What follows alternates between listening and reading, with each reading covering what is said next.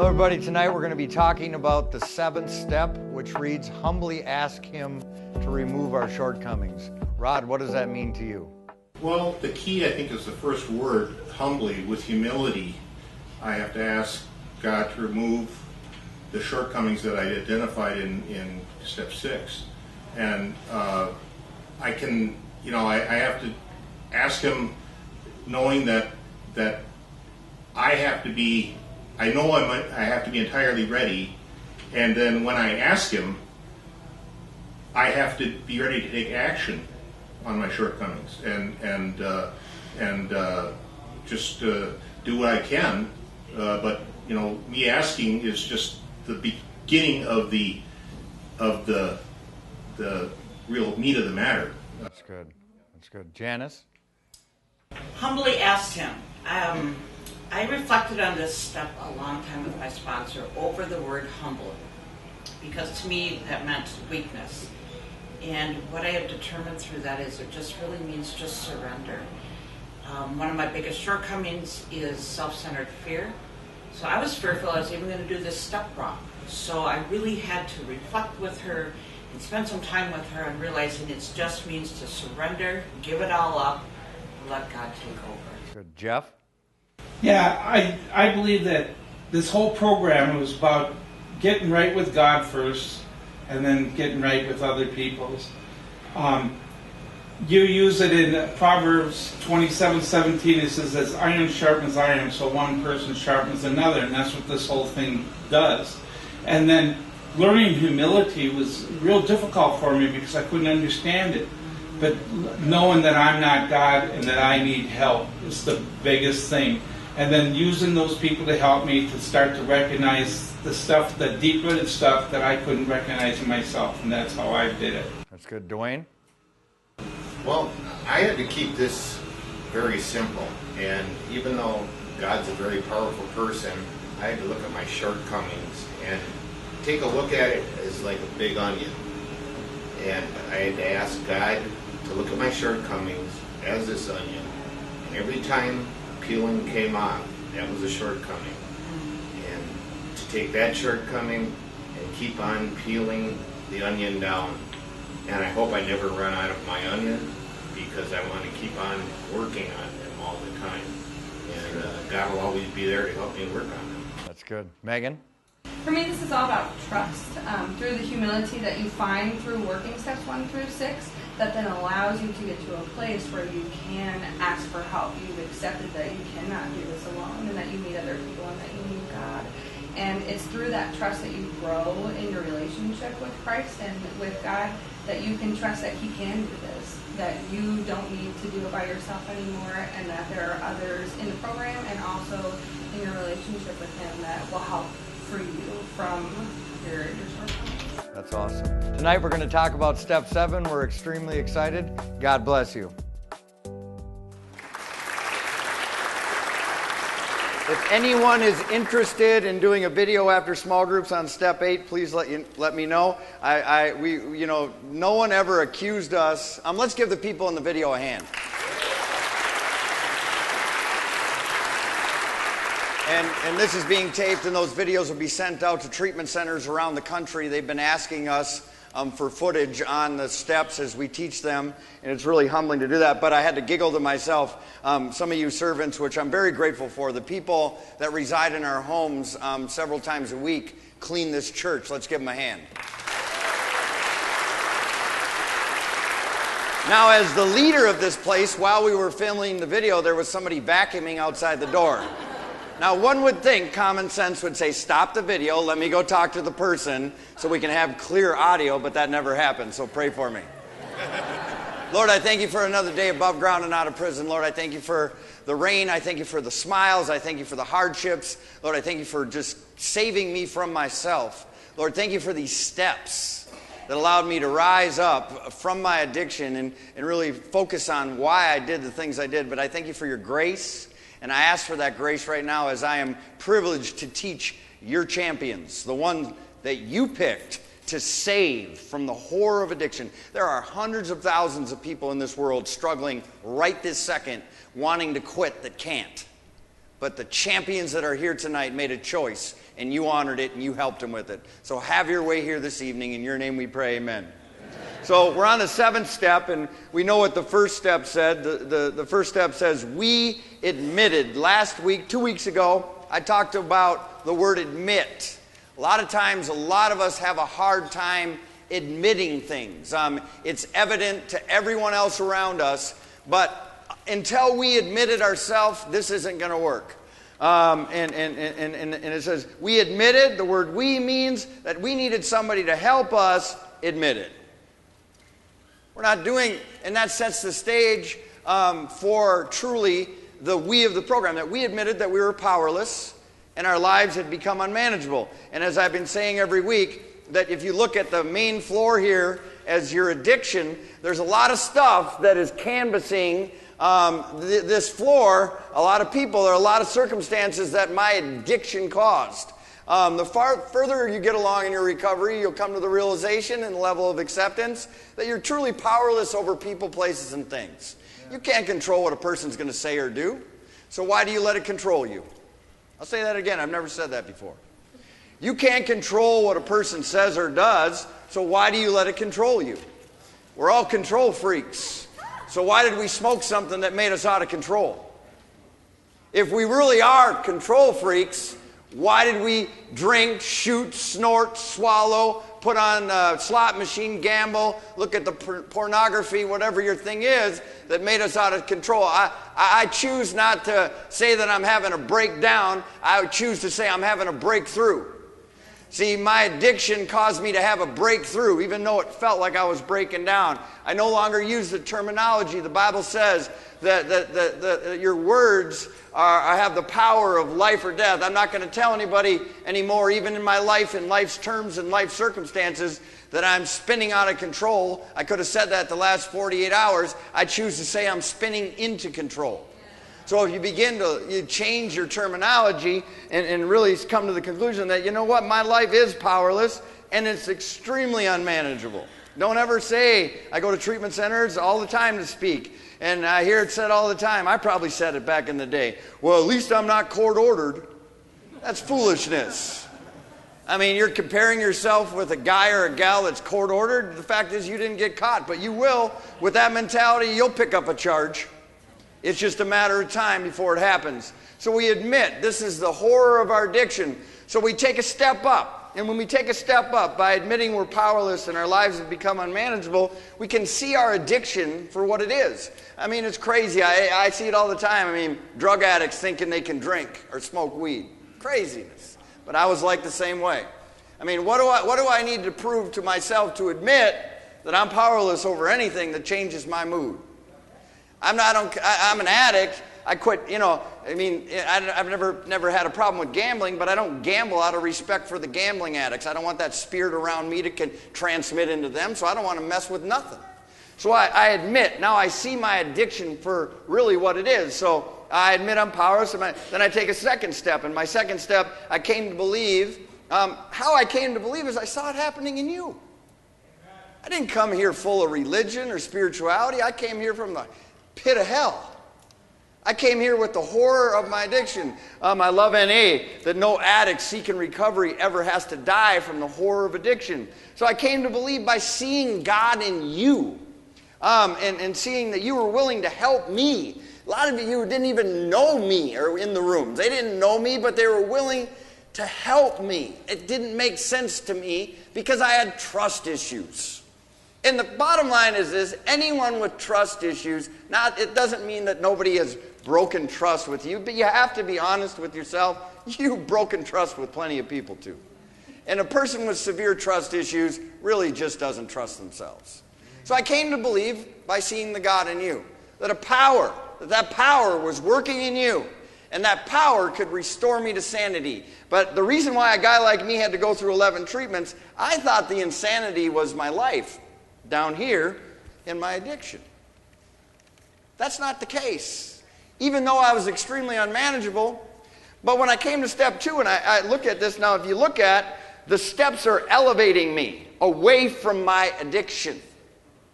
So what happens now is I come to realize that the reason why I had to go through 11 treatments is I get sober, And I think the insanity is I'm broke. I got legal consequences. I got health. I got family. I just got divorced. I thought that was the insanity. So I go try to fix it all. I'd leave step 2 and never work a step after step 2. And I'd step down, remind myself that I'm powerless before I go try to fix all this stuff. And I never got to step 3 because now I'm playing God. And now I'm going to fix it. How did that work for me? The insanity wasn't this. The insanity was this. The insanity's in between my 2 ears, but I've almost learned to appreciate my insane mind. My insane mind can get a lot of stuff done.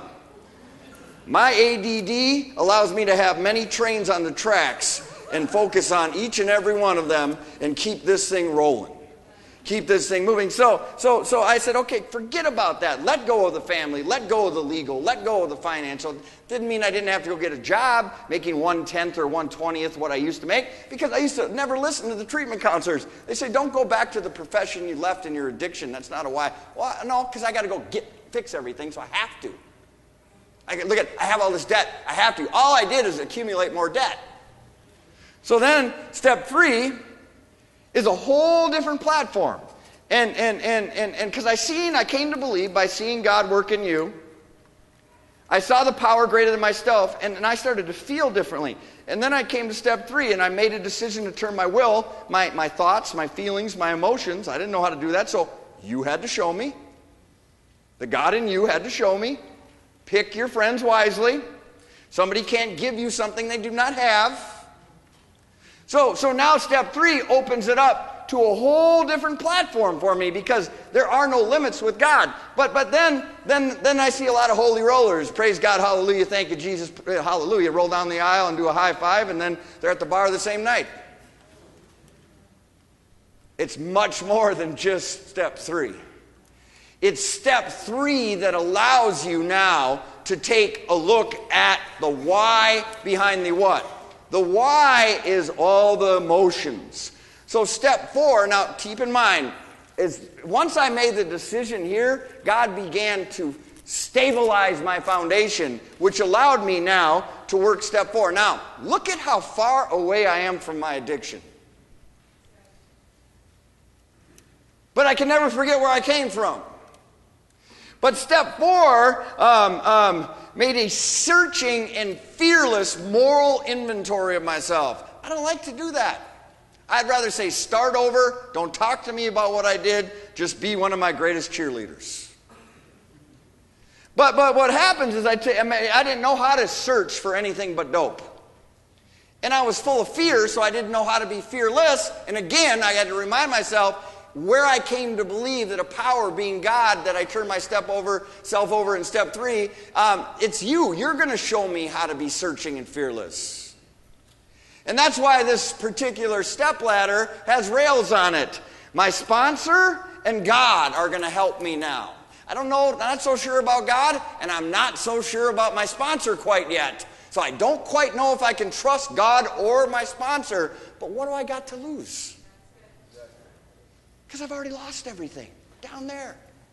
So I do that, and then step 5, I admit to God. He already knows. But those of us who are parents, it's just like Aaron said tonight. Just tell on yourself. And we can see you're off. We can see you're not right. Who are you hiding from? We're not going to say, certain people will, but if you would have never done it, they would have never said it. So again, this is the second time in the 12 steps that you have to admit something. You have to admit your fears, your resentments. See, people like us we're so resentful, but we've made so many mistakes, so we don't think we have a right to be angry about anything, because we've made a lot of people angry. But you still got to tell somebody by admitting to God, to yourself, and another human being the exact nature of wrongs. Now, look at how this happens. God already knows. Nikki's here again tonight. I use her as an example all the time. And all 3 of my kids. I know they're doing something that they shouldn't be doing. They know they know that I know, but it's not until they admit it to me. Or you're not telling on yourself if I got a UA cup in front of you. You're not coming clean. You're busted. But admit to God, God knows. To yourself, you know. But where the transparency and the freedom comes is to another human being. We got to stop sugarcoating things. Nature of our wrongs. 4 and 5 allow us to really begin to see where we lack character. Last week we talked about step 6. Now I'm going higher. I'm getting farther away from my addiction. Now I got these rails. I got to hold on to God and my sponsor and the we of the program. And I become entirely ready to have God remove my defects of character. The reason why I did what I did is because I lack character. If a guy like me goes to treatment and doesn't work a program, that's a character issue. Lying and manipulating and thinking we need to do what we do. So last week we talked about becoming entirely ready. The program will say, I'm sick and tired of being sick and tired. No, I was sick of me. I'm sick of the lies. I'm sick of the deceit. I'm sick of living on the streets. I'm sick of leaving the people that I love. I'm sick of being broke. I'm sick of all this stuff. So I become entirely ready to have God remove my defects of character. So this week, we're on step 7. Now, if you notice, there's a rail behind me now. This is scary because this makes me think that I have to let go of the things that made me who I am. So I got God. I got my sponsor, but the backbone of it all is humility. The backbone of it all is humility, and it scares me because this step is telling me to let go of my ego. This step tells me that you have to humbly ask God to remove your shortcomings. Aren't you tired of coming up short? And if you're not working a program tonight with a sponsor and a third step, your short is coming. I'll say that again. If you do not ask God to remove your shortcomings identified in 4 and 5 and 6, your short is coming and you're going to come up short again and you're going to accumulate more consequences again. Then you'll try this out if you're lucky and you're not dead in another 6 months to a year or whenever you get back to these rooms, and there you are dealing with now a pile of consequences when the pile was only this short before. Everybody in this sanctuary, which are several hundred, look a lot different to me and a lot less of what I need to control than it did when I was down there with you. When you're up on 7, you have to stay humble. Because by now, your family's back in your life. You got some cash in your pocket. You might have the courts actually believing you may be for real this time.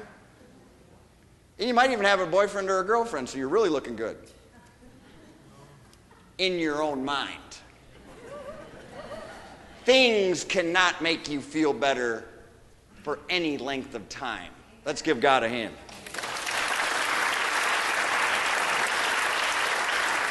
Wait till I get up to the 12-step ladder. You better be praying.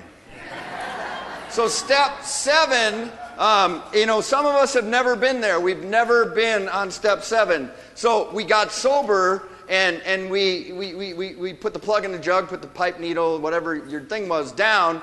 But now we have to humble means teachable. God, I tried not to lie, but I'm still lying. God, I tried not to manipulate, I'm still manipulating. God, I tried not to be angry, and I'm still angry. God, I tried not to be depressed. See, you don't have the power within you to do this. That's humbling.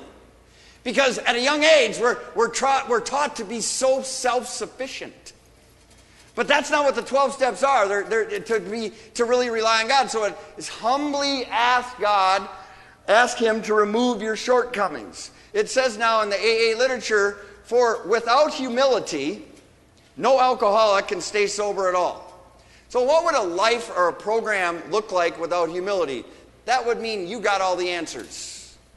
And your problem was alcohol, not your mindset, not the way you lived or the way you thought. It says, an alcoholic cannot stay sober at all. Nearly all AAs have found, too, that unless they develop much more of this precious quality than it was required for sobriety, they still haven't had a chance of becoming happy. There's a difference between sober and happiness. I see sober people, I don't see them too happy. See, by now you should have a greater degree of humility. But think about how that often is not true. Because when you start getting your stuff back and people begin to trust you and you got some money in your pocket and you're 60, 90, 6 months, 9 months clean, I don't need God anymore.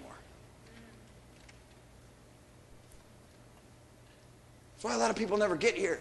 By now, with all this stuff back in your life that you lost, you should be more humble that God actually trusted you with it again. Humbly ask God. See, there's a big difference between sobriety and happiness. Without it, they cannot live a useful purpose. In adversity, I've faced a lot of adversity over the last couple of days. Check this out. They're not able to summon the faith that can meet any emergency. See, with humility, you will really believe that you can do all things through Christ who gives you strength. Because you're relying solely on Him. So no matter what you're facing, some of us have either faced it too or faced something much worse, and we're still here to talk about it. For God's sakes, we just heard from a man from prison that just got out. I mean, I'll give you countless testimonies in this room that if you just face it and not run from it, you can really learn from it and be stronger because of it. And that's truly what it's saying, that with God's grace, with humility, you can face anything. Trust me, I would trade what I have to face with any newcomer in this room. Sue taught us that a long time ago. If we all put our problems in a pot and you saw what other people's problems were in this room, you'd take yours back. And now it says, but whenever we had to choose between character and comfort, we want to be comfortable. But now the booze is gone. So my southern comfort is gone. And I'm not even from Tennessee. See, it isn't about comfort. You don't grow when you're comfortable. As iron sharpens iron, as Jeff said in the video. You got to be sharpened and corrected and directed. It is about character, not comfort. You hear me say it all the time. If you comfort something that needs to be confronted, that thing will never grow. And some of us had people in our lives that just continued to comfort us. But just like the dope could only comfort us for so long until we had to go to more things that were more dangerous. The character building was lost in the dust at our chase after what we thought was happiness. Why are you chasing something tonight that you ran from in your past? You couldn't wait to get out of there to get high, but now you're chasing that thing again. Not the dope, not the alcohol. It could be, I have a friend, I don't know if he's here, and his family is awesome. I said, well, how's it going since you went back home? It's tough. Everywhere I go, I got a microscope on me. See, for the residents of Serenity Village, you're around like-minded people that know what you're feeling. Just like Karen. It took years for Karen to heal. The people that were in the middle of our path to destruction don't have this group like you have it. And they're available to them, but why are you chasing something that you ran from? Seldom did we look at character building as something desirable in itself, something we would like to strive for whether our instinctual needs were met or not. I mean, it says, we never thought of making honesty, tolerance, and true love of man and God a daily basis for living. We want to be comfortable. And that's normal because that's our flesh. But you will not grow if you're comfortable.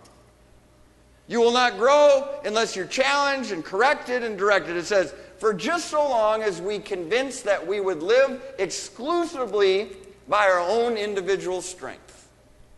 This stuff is bigger than you. Anger is bigger than you. Resentment is bigger than you. Lying is bigger than you. Manipulation is bigger than you. Fear is bigger than you. You do not, or do I, have it within my own willpower or strength to overcome it. And that's why you cannot work a step 7 until you work to step 3. Because you do not, nor do I, have what it takes in our individual strength to do this. And it says intelligence. Now, we have to always check our intelligence. Now, it didn't take a lot of intelligence to pick up dope again if I knew I was an addict. So I have to come to the realization that my best thinking got me here. That means I don't say this to talk less of myself, but I want to talk of myself less. That literally, I mean, I'm not known, I mean, like, oh, there's Jeff, that crackhead. He's real smart. No, I had to own that. No, I'm not making intelligent decisions. And when I try to do this in my own strength, it doesn't work. For just that long was working faith in a higher power impossible. Your recovery is impossible by yourself. It's impossible. You may be able to accumulate some days, even years, but it is impossible without God. The Bible says that with man, this is impossible. But with God, all things are possible. So I had to get to know God. This was true even when we believed that God existed. We have a lot of people that believe, but they still operate in their own strength. We have a lot of people that believe in God that more or less operate in their own level of intelligence. That level of intelligence got me here. So I have to utilize His grace and His intellect and His wisdom and His discernment to get me to the places where I want to go, where He has called me. It says we could actually have earnest religious beliefs which remain barren, no fruit. You believe in God, where's the fruit? You really can't tell me, or I couldn't have told you, yeah, I believed in Him, but I really wasn't close to Him, because if I was, I wouldn't have been in the dope house. Fact. It remained, yeah, I had a belief, but as AA teaches us, it remained barren because we still are trying to play God ourselves. We're trying to control things. As long as we place self-reliance first, a genuine reliance upon a higher power was out of the question. That basic ingredient of all humility, a desire to seek and do God's will, was missing. When you focus on yourself and self-reliance and self-intelligence and self-strength, you're more or less saying you don't need God. And again, I would check anybody's intelligence that says that. How did you get here if you're so strong and so intelligent? Well, it's a disease. Well, if I have a disease, if I have cancer, it would be a level of intelligence to treat it. I mean, again, I had to check myself. I had to get honest. Check this out. For us, the process of gaining a new perspective is unbelievably painful. Isn't it painful to be honest with yourself? But the pain serves a purpose. And the purpose is freedom. Check out what it says here. It says, it was only by repeated humiliations. Don't ever forget about those humiliations. Don't ever forget what that felt like. Yeah, Bishop goes to the prisons around Christmas, and the guys, they want to run from their pain because they're missing their families, and Bishop Earl says, feel the pain so you never come back here again. But if you run from the pain, you'll have no problem going back there. So I mean, sometimes I don't glamorize my stories, but it's just humiliating, the stuff. I mean, just like when my wife at the time called me when I was in Las Vegas, and I was running companies on the West Coast, and I hadn't been to work for several weeks, and I'm smoking crack in the hotel rooms, and she says, well, where are you? And I said, well, I'm at work. And I hadn't sent any money home since I started working there. It all went to doing whatever I was doing. She goes, you're at work right now? She says, yeah. I said, yes. I said, how's work going? I said, it's going great. It's awesome. Character defects. She goes, really? Your boss just called. He hasn't seen you for 2 weeks and you're fired. Humiliation. But I was so sick, I even had a story for that one. Look at the work that we put into this. And I can't forget about those humiliations that we're forced to learn something about another humiliation. My father-in-law at the time finding my crack pipe amongst my kids' toys when they were babies.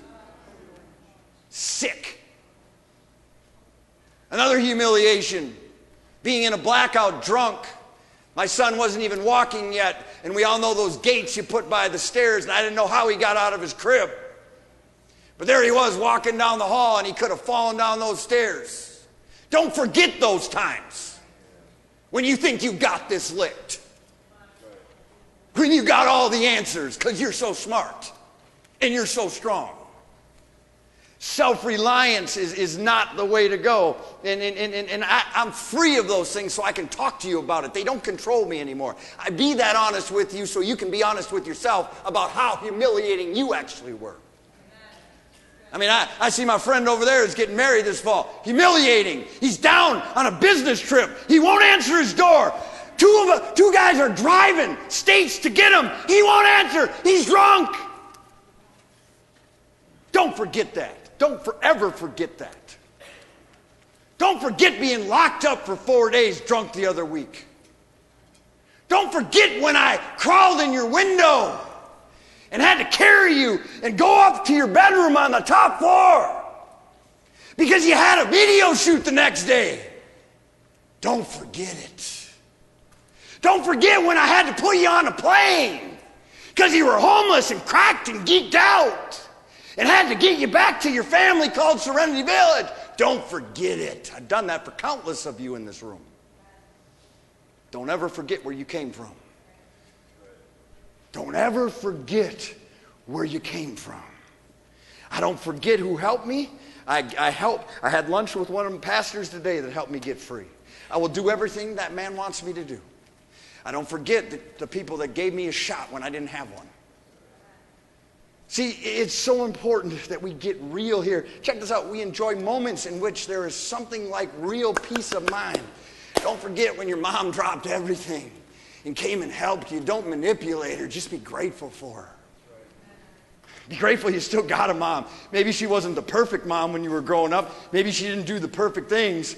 But just be grateful you still got somebody, because my wife ain't got a mom no more.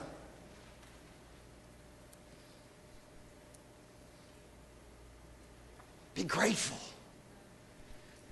Being lack of gratitude is a shortcoming. Because if you did dope like I did, you better be grateful you're above ground and out of prison tonight. Let's give God a hand.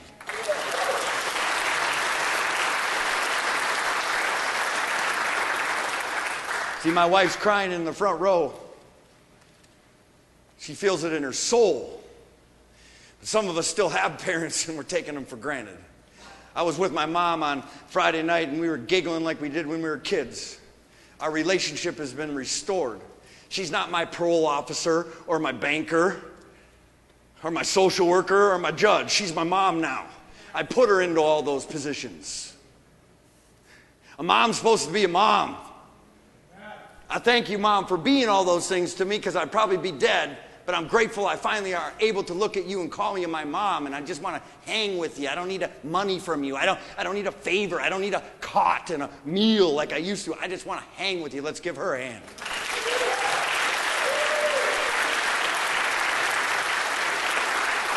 I'm going way off topic, but it must needed to be said. To those who have hitherto known only excitement and depression. Excitement and depression, the story of my life. Never hear excitement and the world's coming to an end. Check it out. Or anxiety. I still suffer from it, but I know anytime I'm anxious, I'm doing the right thing. When I feel comfortable, I'm typically high. Check out what it says. It says, in other words, to all of us. We all been there. Everybody, I'm bipolar. Don't be ashamed of your mental health. Just get help for it. Just get help for it. It says, this found peace is a priceless gift. My peace is important to me today. I'm not going to just give it to anybody. I mean, it says something new indeed has been added. This program will add things to you. Your addiction will take things from you. Write that down. Until now, our lives have been largely devoted to running from the pain and problems. We fled from them as the plague. We never wanted to deal with the fact of suffering. Escape via the bottle was always our solution. Character building through suffering might be all right for the saints, but it certainly didn't appeal to us. It's all about character. You're going to have to suffer no matter what. Either suffer from your addiction or suffer in your recovery. This suffering has rewards affiliated with it. I want to suffer for the right reasons. You think it's easy to oversee and pastor a church and deal with hundreds upon hundreds of people?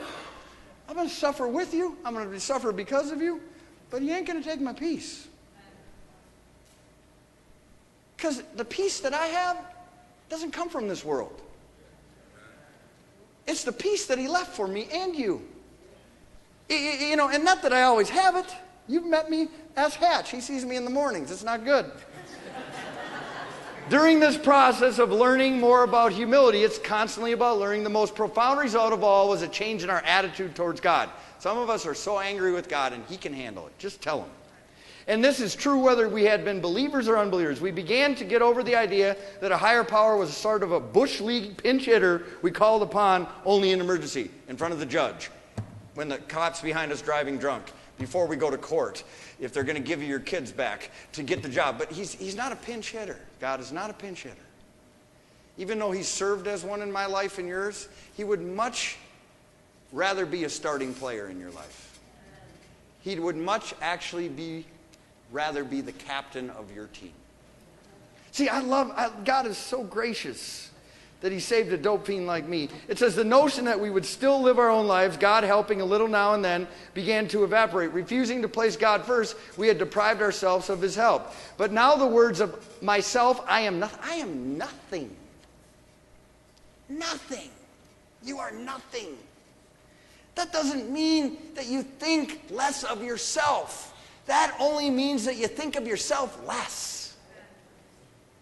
This program will give you confidence and identity. It says, but begin to carry the bright promise and meaning. Now it says, we would like to be assured that the grace of God can do for us that we cannot. See, we got to stop only using grace to get out of trouble. I've been graced in the last 48 hours. Tom and I and Doug, we've been running hard.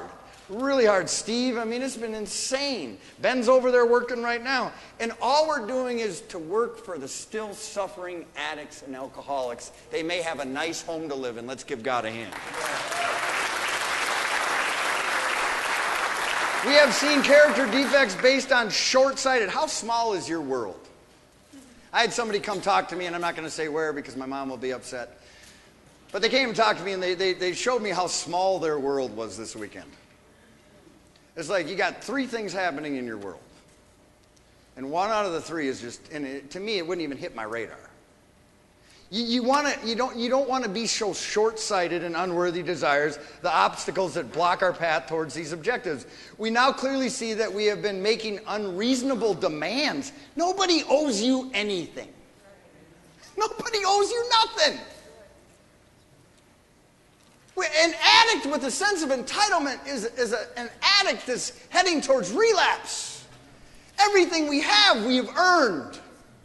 And when you earn it, you won't smoke it. But when you think you're entitled to it, and you demand something, nobody had to give me their time to work the steps with me and teach me. No, they were willing to do that. But I can't demand that from them. Simple request is plain to end. Well, there's a difference between a request and a demand. If you don't get what you demand, you become offended. If you request something, they say, okay, the time isn't right, we'll get to it later. Why does everything have to be the end of the world? It says, if that degree of humility could enable you to find the grace by which such a deadly obsession could be banished, if God can take my addiction, he can take my anger. If God can take my addiction and the crack and the heroin and the meth, he can take my anxiety and my depression. But I won't give it to him. Because I'm going to do this in my own strength. Then must be the hope of I got a friend here who just moved into the program. I'm so proud of him. He moved in last week, and we've been praying for him, and I got to know him over the last 3 to 4 months when he's deciding if he wanted to come here. I'm so proud of this brother because at the end of the day, he faced his fears. He went to a place called Serenity Village. He has no clue what he got himself into, but he's sober. And he's no joke. Let's give God a hand. It says, to work the 7th step, we must get out of the way so God can do God's work. Humbly asking for the removal of the shortcomings means we are giving complete license that the loving power to work in our lives, believing that God's wisdom exceeds our own. Have you given God the complete license over your life, or just 3/4 of it? Or just the addiction? I got this. You can have the crack, but I got my family handled, I got my job handled, I got my finances handled, I got my emotions handled. That's a grave mistake. And quite frankly, it's extremely disrespectful to God. I want you to help me with the area that I think I need help with. Remember the word we. Patience is an essential agreement for working the steps. We're not very good. We may have difficulty with this notion of patience because our addiction accustomed us to instant gratification. If we only trusted that power to do certain extent of step 3, it's time to increase that trust. Because our view of what we can hope for may be limited. Many of us can't even begin to imagine that what a higher power has in store for us. Do you think that 13 years ago I thought I could see this? Pastoring a church? Are you kidding me? I still can't believe it. But that's not my identity. I am who I am today. The flaws, the mistakes, the good, the not so good, I just show up just me. And if you can't love me for me, then you will never love me. I just learned how to be me. And there's sides of me that are rotten. And that's what I want God to remove. And check out what it says here. That God, I would never in my wildest dreams known when I was talking to the Dakota County prosecutor that wanted to send Doug to prison for many years. But he said, well, I'm going to send this guy away. I need to make an example out of him, blah, blah, blah, blah, blah. Doug's dad, I didn't know Doug's dad. But I drove down to Dakota County to meet with the prosecutor. He didn't know me. He had heard of Serenity Village. I have a private room meeting. I said, this guy doesn't deserve to go to prison. He goes, well, I'm going to put him in wherever, the workhouse or the county. He goes, well, his dad says, can he get work release? Doug says, I ain't got a job. I said, well, you're hired. This next day he was working for me, and the rest is history. Let's give God a hand.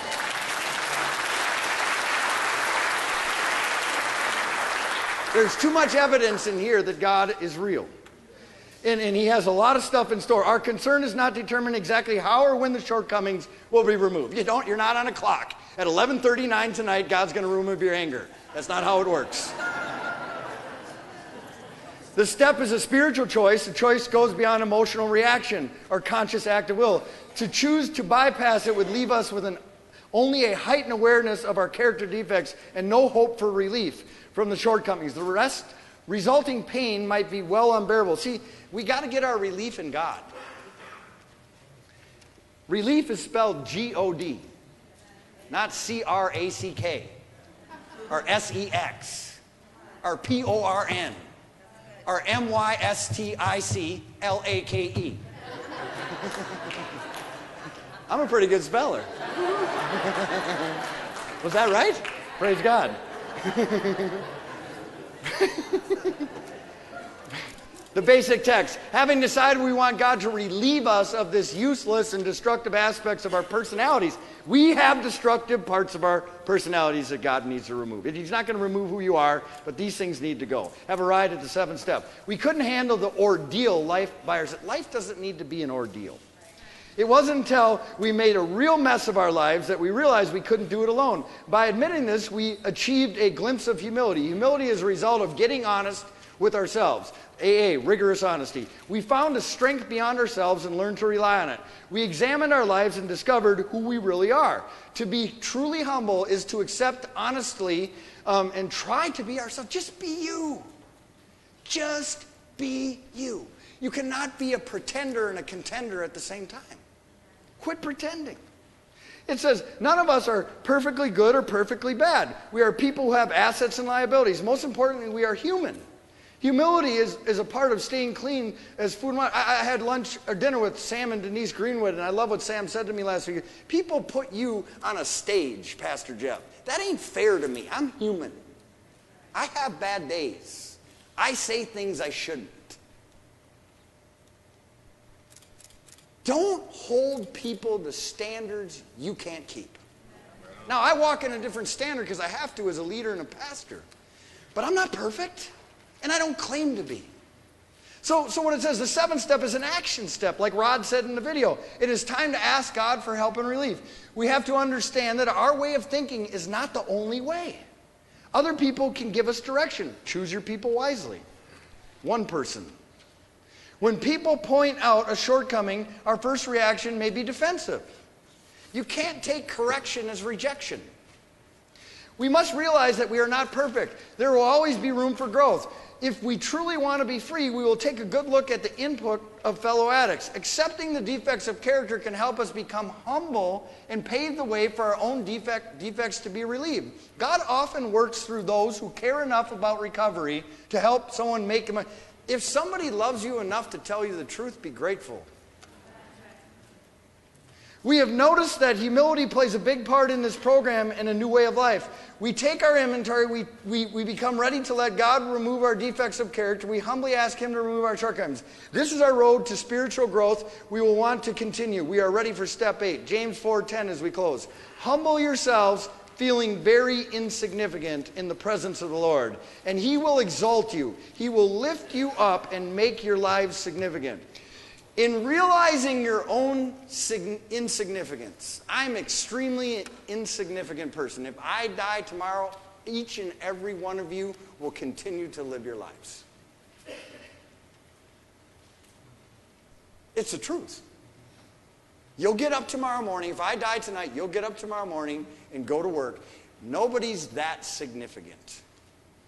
But admitting your own insignificance makes you extremely significant. God bless you.